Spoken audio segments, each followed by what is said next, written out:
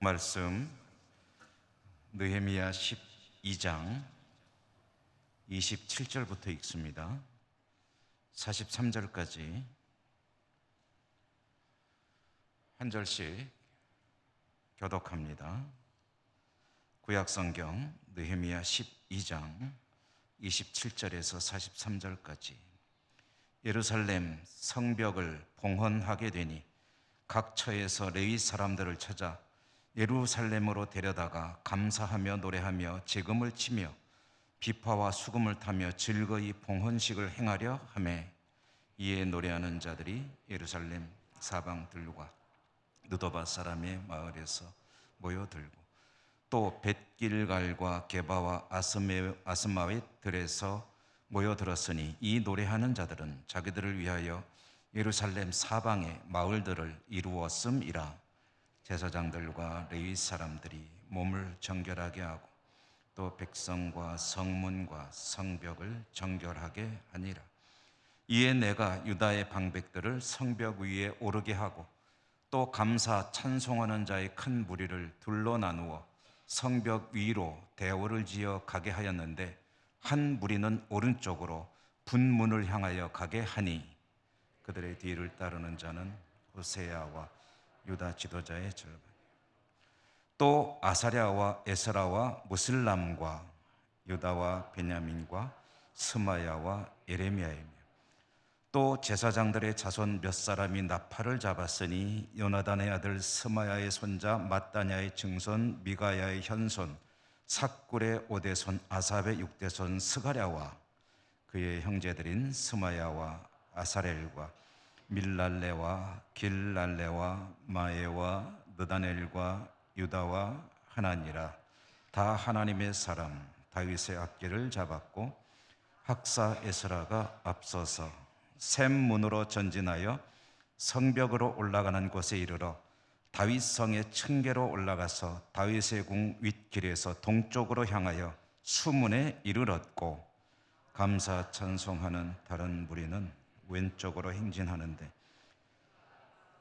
절반과 더불어 그 뒤를 따라 성벽 위로 가서 아닥망대 윗길로 성벽 넓은 곳에 이르고 에브라임 문 위로 옛 문과 어문과 하나넬 망대와 함메아 망대를 지나 양문에 이르러 감옥 문에 멈춤에, 이에 감사 찬송하는 두 무리가 하나님의 전에 섰고 또 나와 민장의 절반도 함께하였고, 제사장 엘리야김과 마아세야와 미냐민과 미가야와 엘요에네와 스가랴와 하나냐는 다 나팔을 잡았고, 또 마아세야와 스마야와 엘르아살과 우시와 여호하난과 말기야와 엘람과 에셀이 함께 있으며, 노래하는 자는 크게 찬송하였는데 그 감독은 예스라히야라.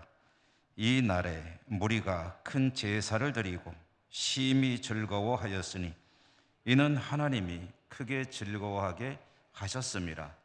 부녀와 어린아이도 즐거워하였으므로 예루살렘이 즐거워하는 소리가 멀리 들렸느니라. 아멘. 오늘도 말씀의 은혜가 여러분과 함께 하시기를 기원합니다. 지난 수요일에는 유다 백성들이 성벽을 재건하고 완성한 거죠. 하나님 앞에 계약을 갱신하는 이야기를 우리가 함께 알아보았습니다. 계약을 갱신한다. 이것은 신앙을 새롭게 한다. 그러니까 뭔가 좀 이렇게 새 출발한다고 할까요? 그런 의미에서 각오를 다지는 그런 일을 이제 보통 계약을 갱신한다, 이렇게 이야기를 합니다. 유다 백성들은 하나님 앞에 새롭게 결단을 하고 그 앞에 서원을 해서 그들이 도장을 찍어가지고 봉인해서 하나님의 성전에 그것을 드리게 되는데, 그때에 그들이 하나님 앞에 약속한 내용들이 무엇인가를 다는 아니지만 성경에 나와 있는 몇 가지들을 우리가 알아보았죠. 그러니까 유다 백성들이 하나님 앞에 새롭게 신앙을 결단할 때 주로 무슨 결단을 했느냐 하면은, 지난주에도 말씀드렸지만 주로 물질 생활에 관한 이야기들이 주를 이루었다라는 것이죠. 그래서 말씀드렸다시피 이제 물질과 신앙의 관계, 어쩌면은 이 물질관, 하나님 앞에서 어떠한 물질에 대한 그런 시각을 가지고 살아가느냐가 신앙의 지표가 된다라는 말씀도 함께 드렸죠. 하나님 앞에 자신이든 타인이든 그 신앙을 한번 점검해 볼 수 있는 가장 효과적인 기준이 바로 물질 생활이다. 이것은 단지 하나님께 어떻게 헌금을 드리느냐 하는 그런 차원을 넘어서 물질에 대해서 내가 어떤 생각을 가지고 하나님의 사람으로 살아가느냐 하는 그런 이야기라고 할 수가 있겠습니다. 물질에 대한 그의 자세, 생각, 평소의 생활 모습은, 그것은 곧 그의 현재 영적인 상태가 어떤 것이냐를 보여주는 것이다. 그것은 스스로가 자신을 돌아볼 수도 있고, 혹여라도 곁에 있는 누군가의 어떤 모습을 들여다볼 수 있다면 그건 역시 그의 영적인 상태를 알 수 있는 하나의 기준이 되는 것이다. 이제 그 이야기를 우리가 함께 나누었고요. 이제 이어지는 말씀, 오늘 우리가 읽은 본문, 예루살렘 성벽을 이제 완공했으니까 하나님께 봉헌하는 이야기입니다. 그런데 지난 수요일에 읽은 말씀과 오늘 이 성벽을 봉헌한 이야기 사이에도 이제 상당한 분량의 말씀이 있는 걸 건너뛰었는데요. 그 이야기를 잠깐 생각해보고 넘어가면, 예루살렘 성을 이제 복구를 완공한 거죠. 완성한 거죠. 그래 놓고 보니까 한 가지 이제 문제가 발생을 했습니다. 그 문제가 뭐냐 하면, 예루살렘 성 안에 살고 있는 주민들의 숫자가 너무 적다는 것이었습니다. 도시는 재건했는데 거기서 살고 있는 현재 주민들이 너무 숫자가 적고, 그리고 당장 어떻게 그 사람들이 그곳에 살게 될 그런 가능성도 별로 없고 그런 상황이라는 거죠. 그리고 도시를 비록 재건했지만 그곳에 사람이 없으면 도시로서의 기능을 할 수가 없게 되겠죠. 이것은 요즘에 우리가 아주 잘 보고 있는 그런 일 아니겠습니까? 우리 인근에 도청이 이전에 오고 신도시가 조성이 되고 있죠. 저 도청 신도시가 정말 도시다운 도시가 되려면 인구가 최소한도의 어떤 생각하는 기준을 채워야 되는 거죠.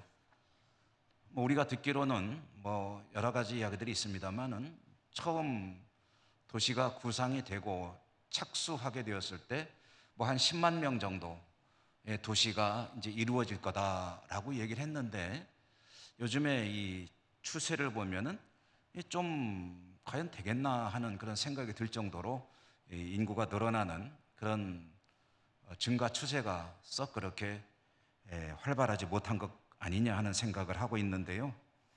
그렇지만 어쨌든 저 도시가 도시다운 모습을 갖추려면 상당히 인구가 앞으로도 늘어나야 된다 하는 그런 이야기 우리가 잘 알고 있죠. 예루살렘이 그랬습니다. 한동안 도시가 황폐해져서 성벽이 무너지고, 그래서 사람들이 성 안에 사는 것에 대해서 별로 관심이 없는 거예요. 왜냐하면 이 성 안에 산다는 것은 외적의 침입이 있을 때에 그들로부터 안전이 보장된다는 그런 의미가 있는 것인데, 성벽이 다 무너져 버렸으니 성 안에 사는 거나 성 밖에 사는 거나 별로 다를 바가 없다는 거죠. 오히려 성 안에 살게 되면 혹시라도 무슨 일이 있을 때 위험도만 더 높아지는 거지, 별로 안전에 대해서는 이점이 없기 때문에 사람들이 성 안에 사는 것에 별 관심이 없었다라는 이야기입니다. 그런데 이제 성벽이 재건이 되었고 도시가 복구되었으니 이제 인구가 그 안에 적정 인구가 살아야 되는데 근데 사람이 없는 거예요. 도시만 복구해 놨다고 해서 자동적으로 인구가 느느냐 하면 그건 아닙니다. 그래서 이제 예루살렘 성의 주민을 확보하는 것이 이제 과제로 대두가 되었다라는 이야기입니다.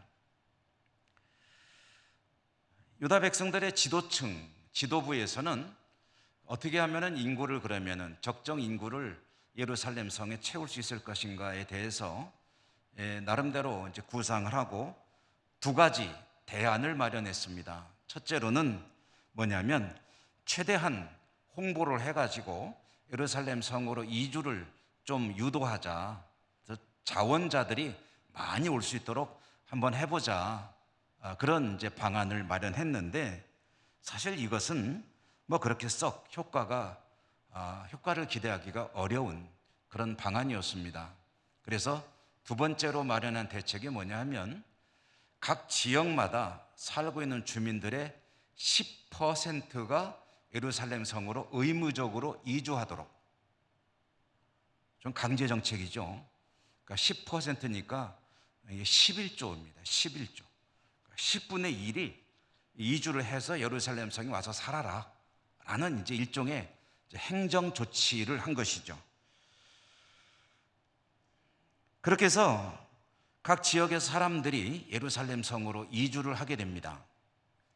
오늘 우리가 읽은 성경의 앞부분에 이제 그 내용이고 이름이 계속 쫙 나와요. 그래서 이름만 읽는 게 사실 성경에 나오는 이름들이 발음하기도 좀 어렵죠. 그리고 분량도 상당히 많기 때문에 그 부분은 이제 건너뛰었는데요. 많은 사람들의 이름이 일일이 거명이 되고 있습니다. 이 성경에 이름이 기록되어 있다는 것은 상당히 중요한 의미를 가집니다. 성경이 어떤 책입니까? 하나님의 생명의 말씀이 기록된 그런 책이죠. 여기에 누군가의 이름이 기록이 되어서 전해진다는 것은 그것은 하나님 앞에 굉장히 의미가 있는 것이죠. 여러분 내 이름 아니니까 뭐 별로 관심 없으시겠지만 내 이름이 성경에 들어있다고 생각해 보세요.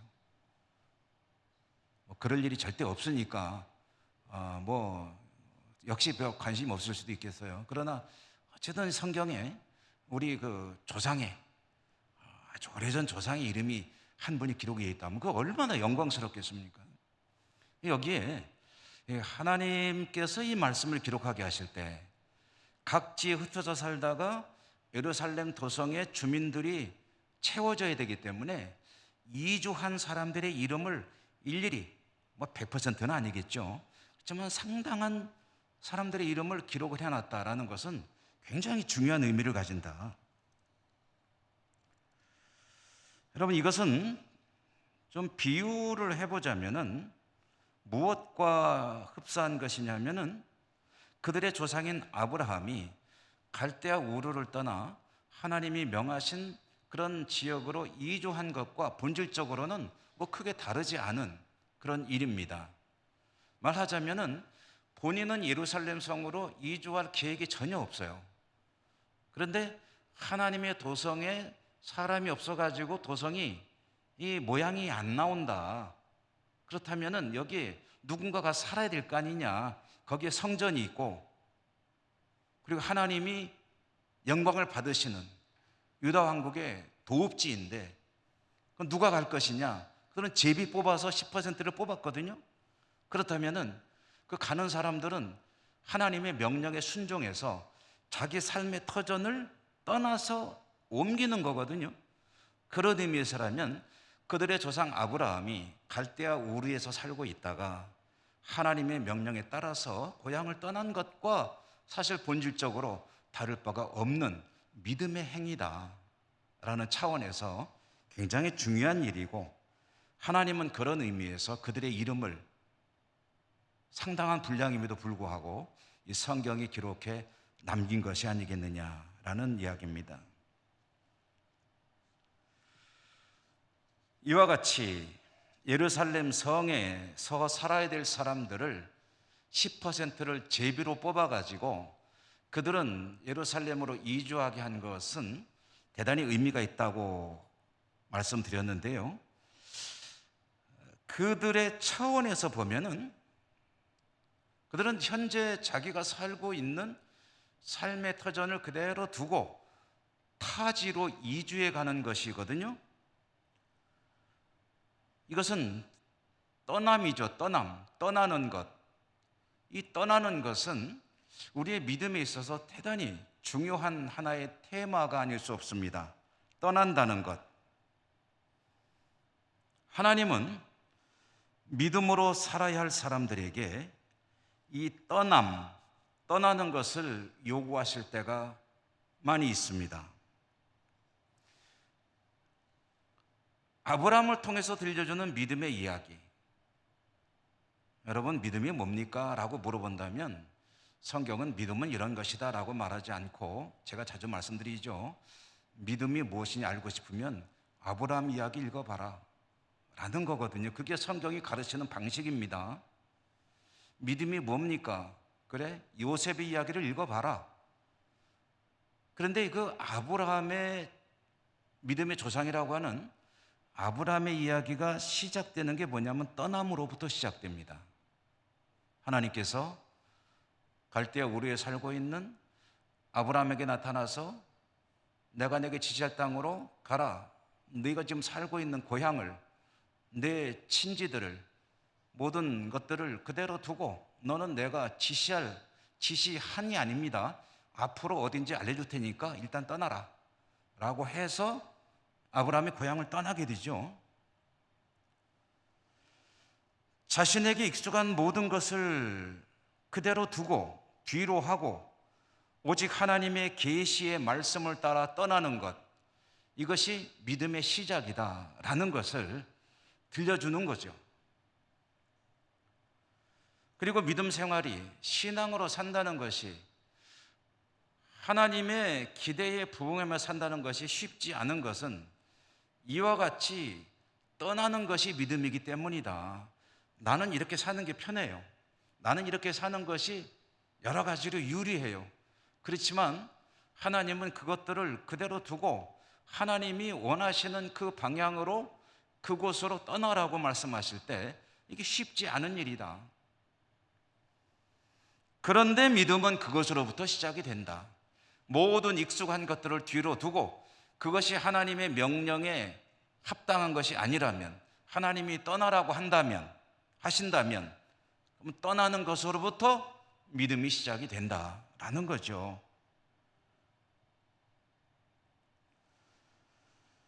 그렇기 때문에 믿음 생활은 쉽지가 않다는 것 아니겠습니까?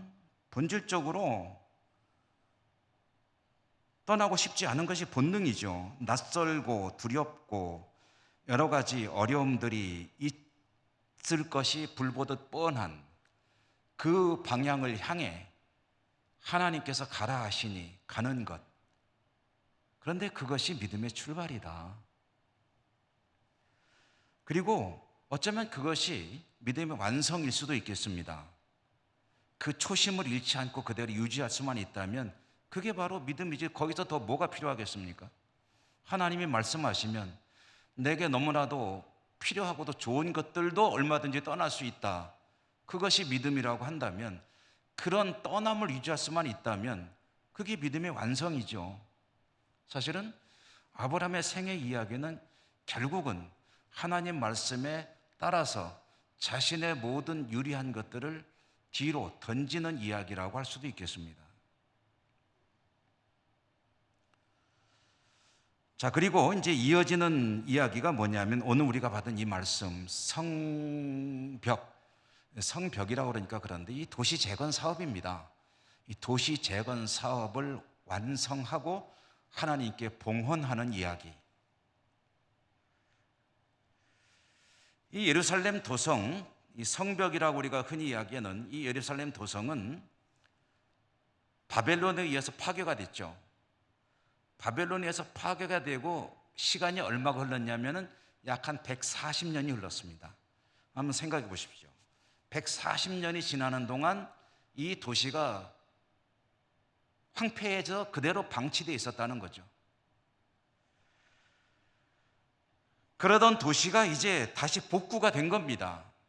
그렇다면 이 도성에 모여 있는 이 유다 백성들의 마음이 어땠겠느냐? 얼마나 감격스러웠겠느냐?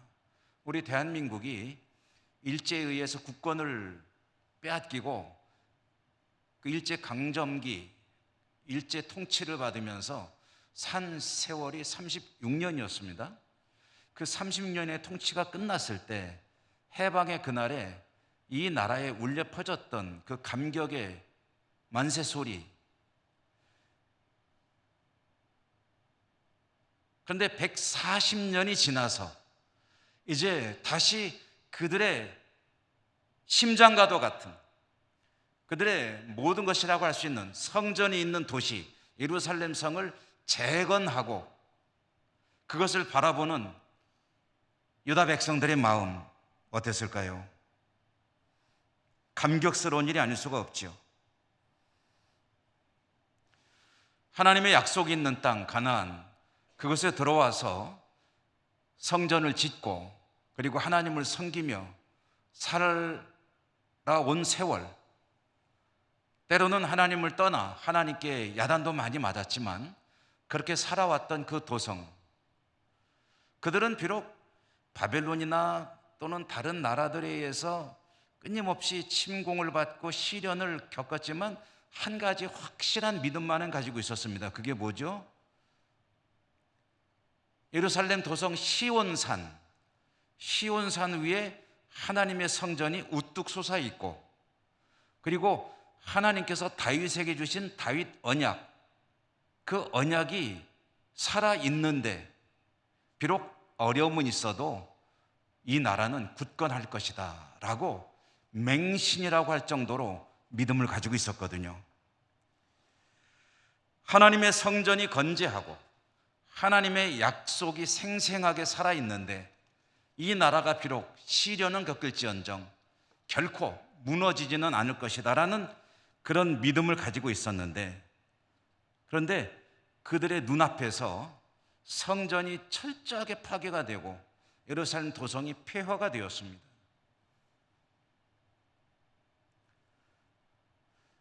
그때 그들의 믿음도 산산이 부서졌죠. 그리고 그로부터 140년이 흐른 겁니다.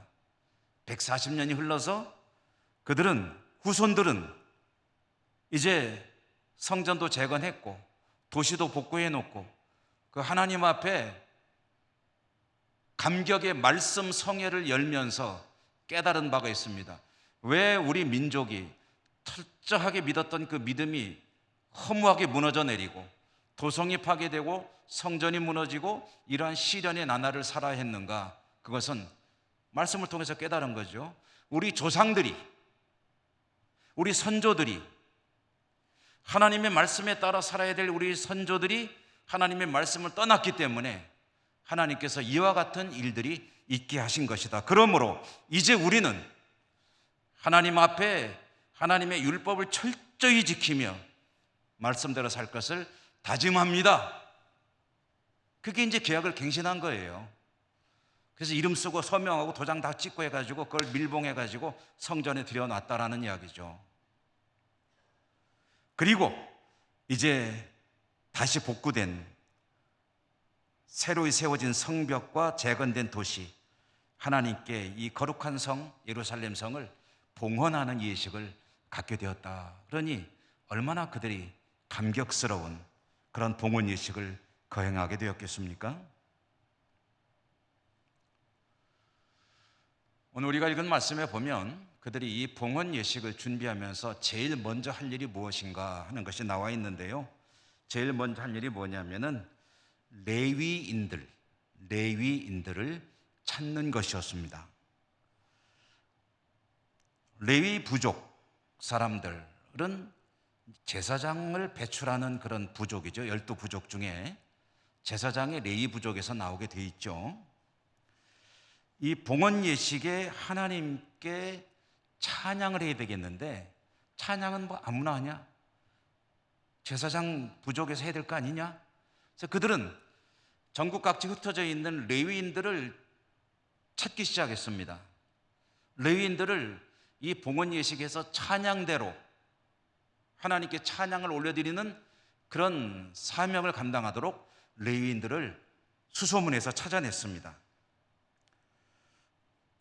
하나님을 찬양하는 일은 봉헌 예식 중에서 핵심 중에서도 핵심이었기 때문에 그들은 봉헌 예식을 준비하면서 제일 먼저 찬양대를 구성했습니다.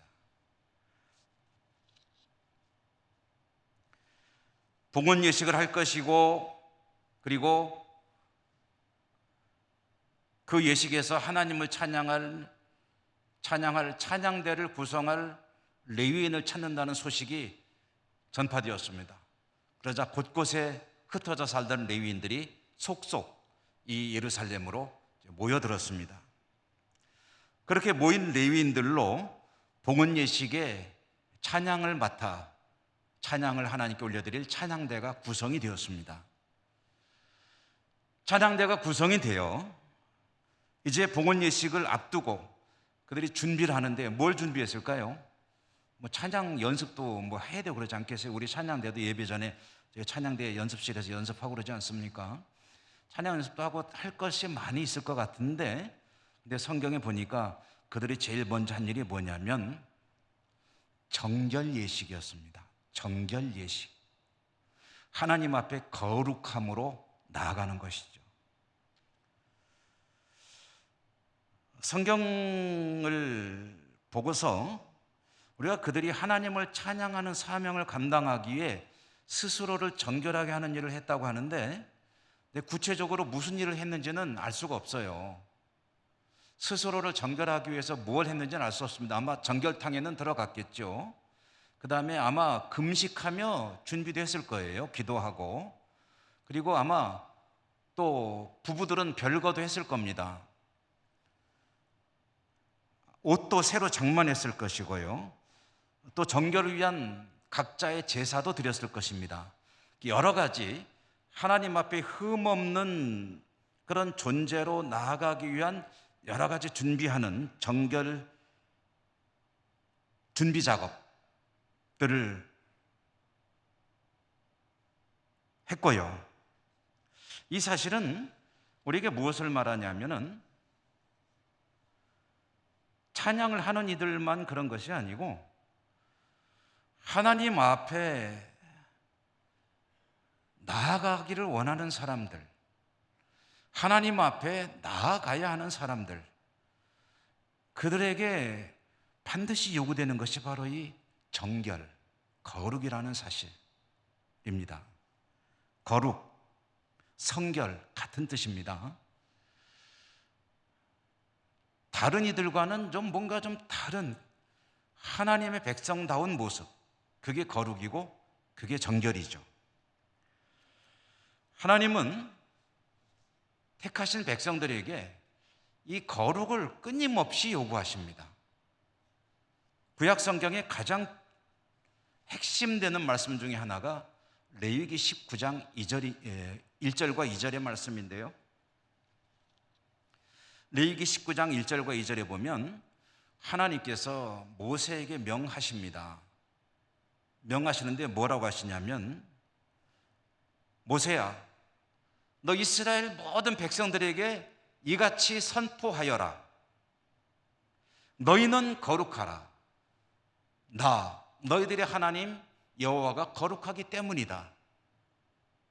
레위기 19장 1절과 2절의 말씀이에요. 너희는 거룩하라. 내가 거룩하니 내 백성인 너희도 거룩하라 라고 명하시는 거예요. 거룩은 하나님의 명령입니다. 그러므로 하나님을 찬양하기 위해서 하나님께 나아가는 이 찬양대를 구성하고 제일 먼저 한 일이 뭐냐면은 자신을 거룩하게 하는 일, 정결케 하는 일이에요. 그래서 정결케 하기 위해서 여러 가지 일들을 했을 것으로 보입니다.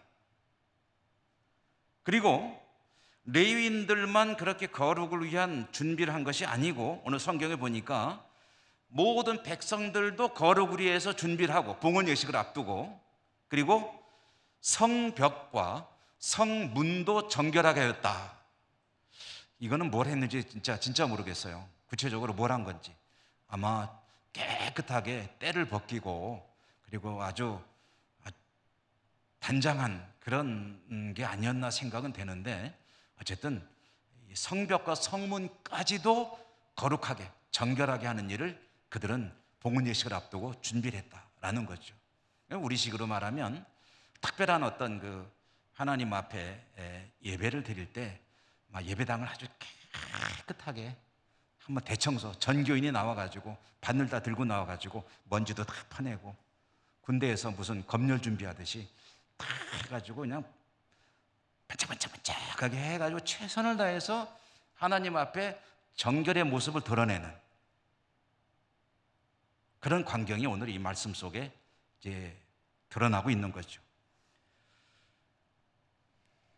그리고 이제 진행된 봉헌식의 모습이 전해지고 있는데요. 봉헌식 당일에 느헤미야는 이 백성들을 이제 봉헌 예식에 백성들을 이제 불러 올립니다. 성벽으로.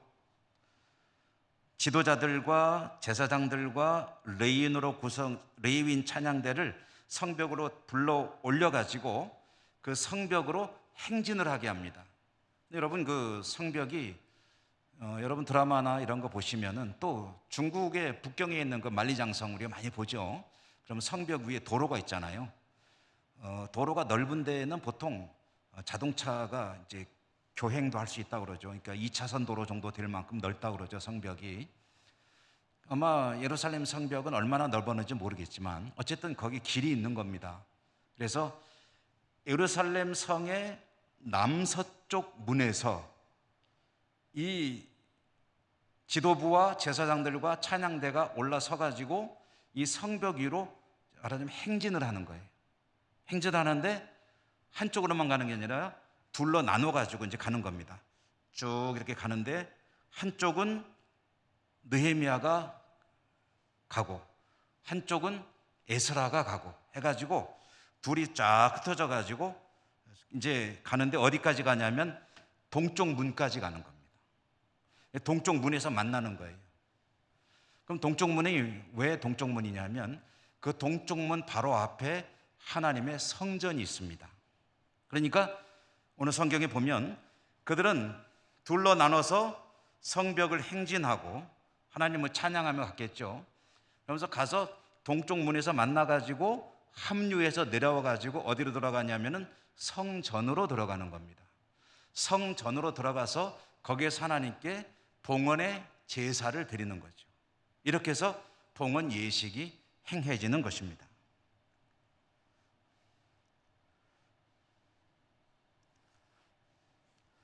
왜 그렇게 했는지는 모르겠어요. 그런데 어쨌든 성경이 그렇게 했다고 나와 있네요. 둘로 나누어서 아마 성벽을 쭉 찬양하며 걸어간 것은 이 모든 것이 하나님의 은혜로 완성되었습니다라고 하나님께 영광을 돌리는 그런 행동이 아니었을까 하고 생각이 돼요. 자, 이렇게 해서 봉헌 행사를 진행을 하고요. 오늘 우리가 읽은 중에 마지막 절 43절에 보면은 그들이 하나님께 제사 드릴 때 그들이 심히 즐거워하였는데 하나님께서 그들을 즐겁게 하셨다라는 말씀이 나옵니다. 여러분 들어보십시오. 하나님께 제사를 드리는데 그들이 심히 매우 대단히 즐거웠다. 그런데 왜 그렇게 즐거웠느냐? 하나님께서 그들을 즐겁게 하셨다라고 성경이 기록을 하고 있습니다. 하나님께서 크게 즐거워하게 하셨다. 이게 무슨 뜻일까요?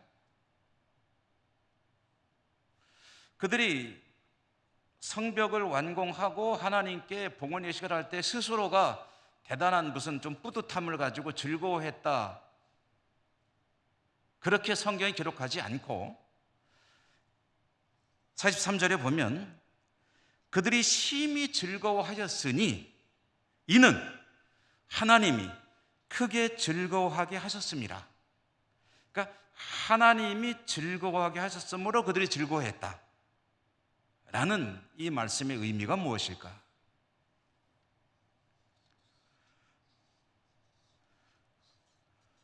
봉헌 행사를 하는 그들이 사실 즐거웠겠죠. 뿌듯했겠죠. 뭔가 이뤘다는 그런 어떤 자부심과 또 보람과 성취감도 있었겠죠.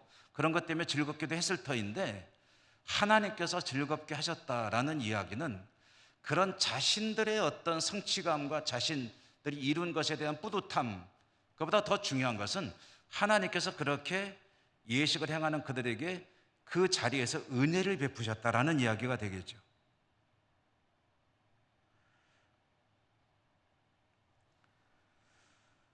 그들이 하나님께 제사를 드릴 때 하나님이 그 제사 가운데 그들에게 기쁨을 주셨다. 이게 오늘날 우리의 말로 한번 바꿔보면 무슨 말일까요? 그들이 하나님께 나와 예배를 드렸다. 그때 하나님께서 그들에게 은혜를 주시고 기쁨을 주셨다. 예배하는 이들에게 하나님이 은혜를 주시고 하나님이 기쁨을 주셨다.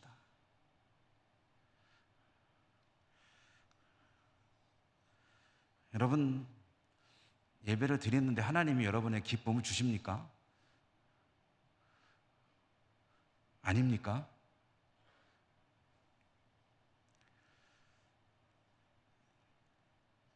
예배는 저나 여러분 우리들에게는 우리 삶의 중심이요 핵심이라고 해야 되겠죠. 여러분, 여러분의 삶의 가장 중요한 일이 무엇입니까? 우리 직장도 중요하고 가정도 중요하고 밥 먹고 사는 일도 중요하고 다 중요하지만 그 못지않게 절대로 빼놓을 수 없는 것이 하나님을 예배하는 일 아닙니까? 하나님을 예배하는 것은 우리 삶의 중심이죠. 예배를 빼놓고 우리의 삶을 이야기할 수 있을까요? 여러분, 돈 많이 드릴 테니까 예배하지 말고 살으라 그러면 어떻게 하실랍니까? 엄청난 부자 만들어 줄 테니까 예배만 드리지 마라 그러면 어떻게 하실랍니까? 참 바보 같은 질문이죠. 우리의 삶에서 예배는 빼놓고 생각할 수가 없죠. 그런데 뒤집어서 질문을 한번 해봅니다. 우리에게 예배는 기다려지고 즐겁고 기쁘고 하나님이 예배하는 우리에게 늘 기쁨을 주시는가? 우리 입장에서 보면 예배가 기다려지고 즐거운 일인가?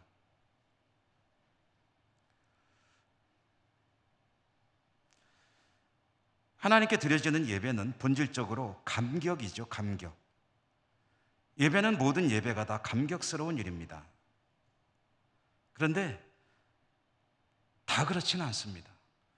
어떤 예배는 예배 드리는 날이 그 예배마다 감격스럽고 새로울 수 있고, 어떤 이들에게는 거의 대부분의 예배가 하나의 의례적인 일일 수가 있습니다.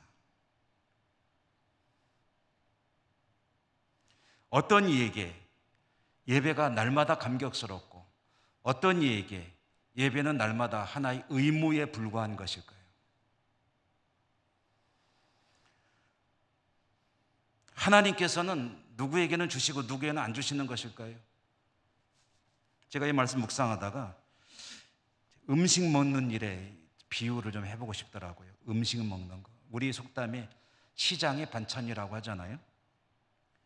정말 그렇더라고요. 배가 고프면 반찬 없어도 됩니다. 배가 엄청나게 고프면 밥하고 간장만 있어도 됩니다. 간장만 있어도. 소금만 있어도 됩니다. 거기 혹시 김치 한 쪼가리만 있으면 그러면 더할 나위 없습니다.